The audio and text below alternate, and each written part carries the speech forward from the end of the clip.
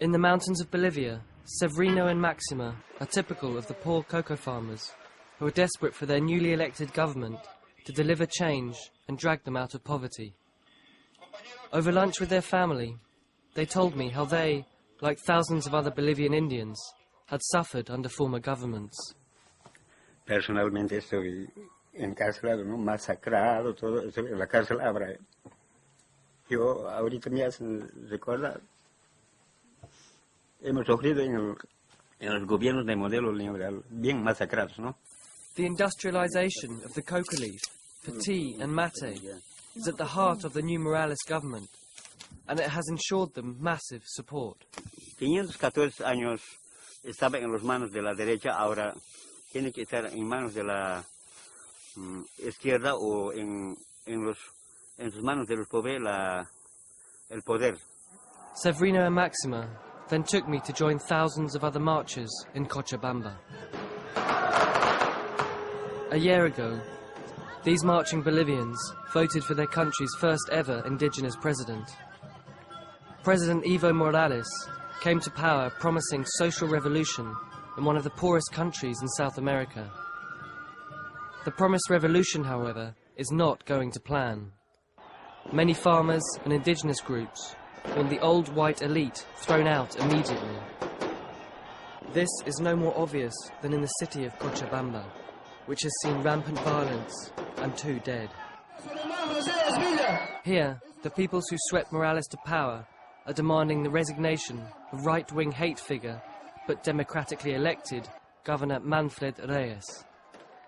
La democracia ha sido agredida, hay un asedio en contra 6 de los 9 gobernadores que hemos logrado ganar, que no somos de la línea del gobierno. Many Bolivians are so frustrated and desperate for change that they are even threatening their own indigenous government. Evo Morales, el pueblo te ha puesto la presidencia y el pueblo te va a bajar de la presidencia. With rhetoric on both sides becoming more extreme, it is unclear whether the first indigenous government in Bolivia's history can keep the country unified. Ustedes han luchado por un cambio.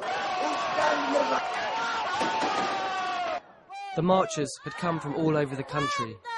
They see the governor of Cochabamba as corrupt, and they want him out. De que echar a Manfred de la prefectura no es suficiente. Aquí el pueblo de Cochabamba tiene que aplastar físicamente a toda la derecha en su conjunto. These thousands of people want no compromise or dialogue with the right-wing or opposition groups. What happened next showed the problem the Bolivian government is now in.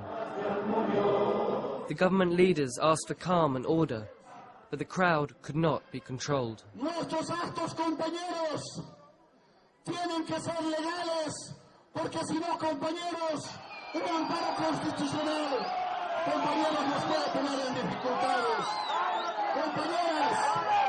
The angry crowd felt they elected the government. They are the majority, and therefore their wishes should be carried out, whether legal or illegal under the Bolivian constitution.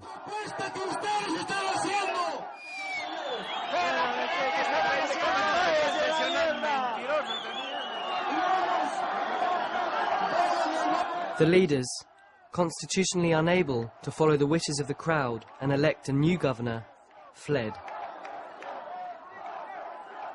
Others now took the microphone.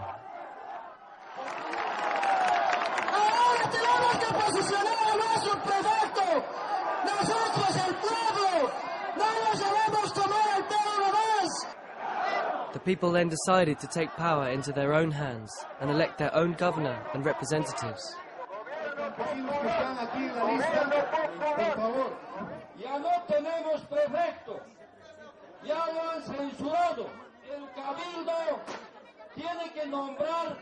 The crowd stayed into the night, electing their own people. Jubilant, and carrying their new officials on their shoulders, they decided to enter the government building. The Bolivian police, notoriously violent, lined up to defend the building.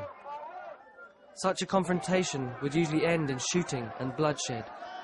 However, under the new government, the police had orders to try and pacify the crowd and allow them their wishes. Tenemos que portarnos intransigentes. Tenemos que aceptar y sobre todo tiene que imponerse la razón. Unable to enter after hours of waiting, the crowd went off into the night, carrying their self-elected governor on their shoulders. Although it denies it, the Bolivian government is in a precarious position. It must keep on side a poverty-stricken population desperate for immediate change, yet engage in slow legal and democratic government against an intransient opposition.